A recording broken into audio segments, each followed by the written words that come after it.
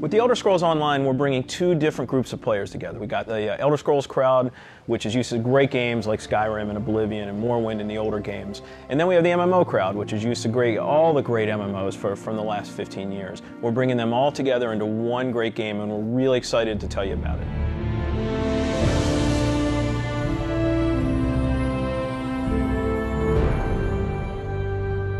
Elder Scrolls Online, everything you need to know about it is right in the name. It's Elder Scrolls, but it's online.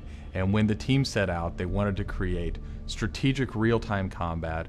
We wanted to create a lot of world immersion. We wanted to create a landscape that was rewarded exploration.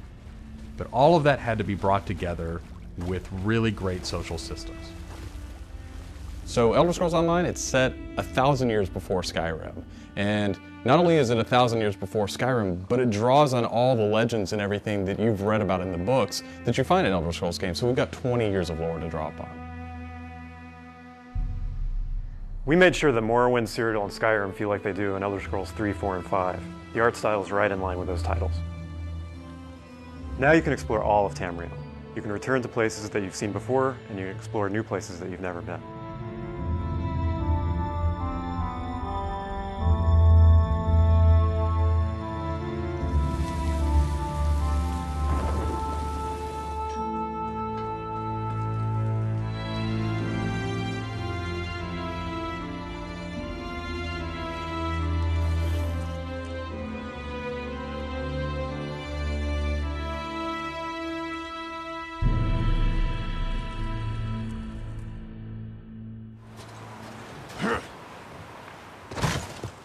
This is an Elder Scrolls combat system.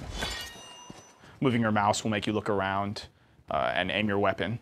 You can tap your left click to attack, hold it to power, hold your right click to block, and of course sprinting, crouching, and sneaking around play a role.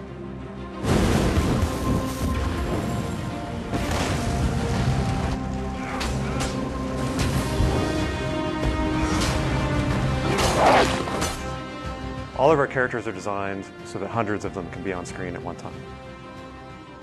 You're going to have lots of customization options to make your character look unique. You'll find Dwarven armors, Daedric armors, Elven armors, basically all the types of armor styles and customization options that you expect from an Elder Scrolls game and the Elder Scrolls lore.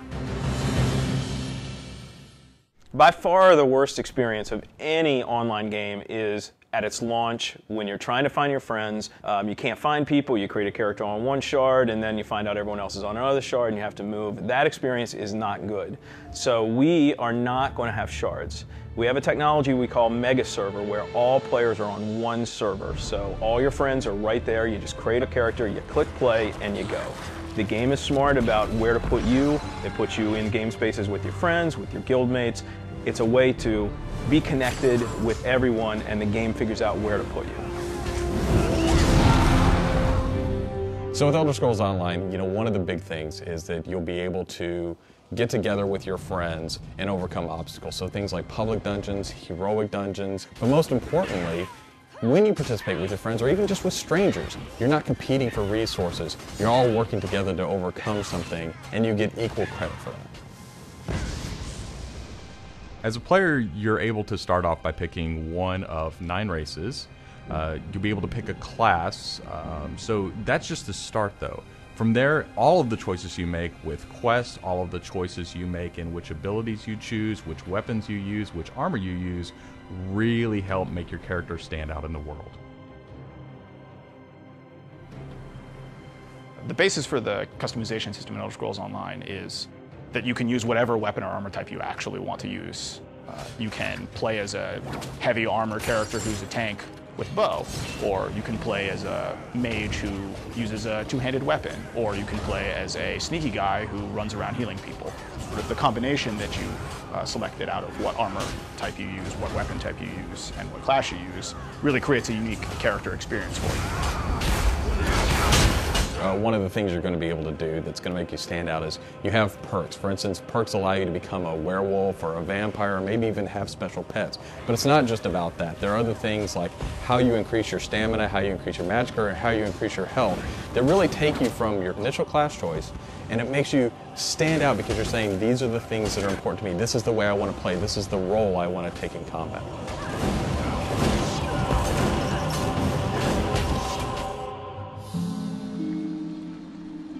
Questing in Elder Scrolls Online was built around a pretty simple concept, and that was that we wanted the player to explore.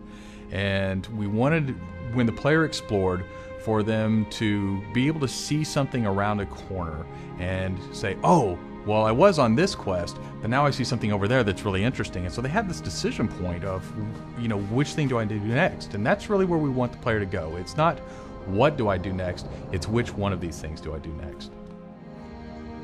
The way a player finds quests in our game is really through exploration. As they wander around the world, we have an on-screen compass, and that really points out the areas of opportunity or points of interest to the player. When the player finds a point of interest in the world, this is really where all of our story content is.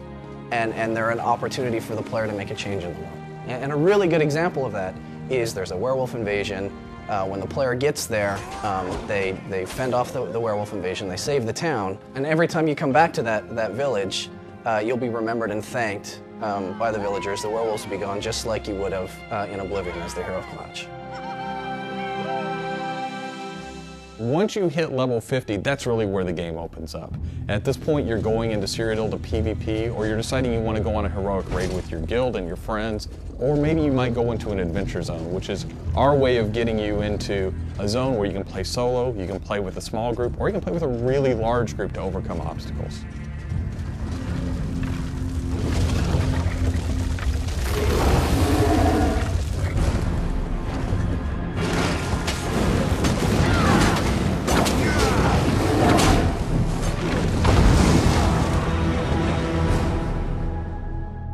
PvP in Elder Scrolls Online is focused around taking various structures in Cyrodiil. If you remember Cyrodiil from Oblivion, the space is very large, and that's a perfect setting for having three alliances fight each other. During this timeline, Imperial City is up for grabs, and there's no Emperor, so players are going to be fighting using trebuchets, catapults, all kinds of weaponry to take and hold keeps, structures, and resource fixtures around the keep to actually give the opportunity to crown one of themselves as an Emperor. It's really important to us that, PvP isn't just a veteran game. It's got to be something that people can do from the very beginning, because you want to be comfortable in getting into this. So we make sure that everybody is on equal footing. So even at level 10, you can go into our PvP area and really have a great experience and a good time.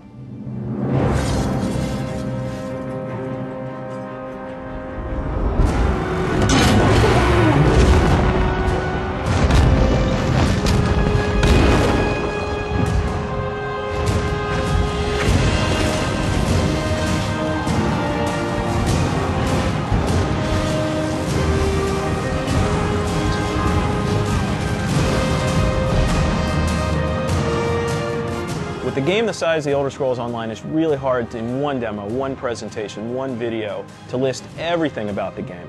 So what you've heard today are the basics. Over time, we're going to go into more depth in everything you've heard about today, and then all the other systems which we haven't talked about yet. All these elements are going to come together and make Elder Scrolls Online the next great online RPG.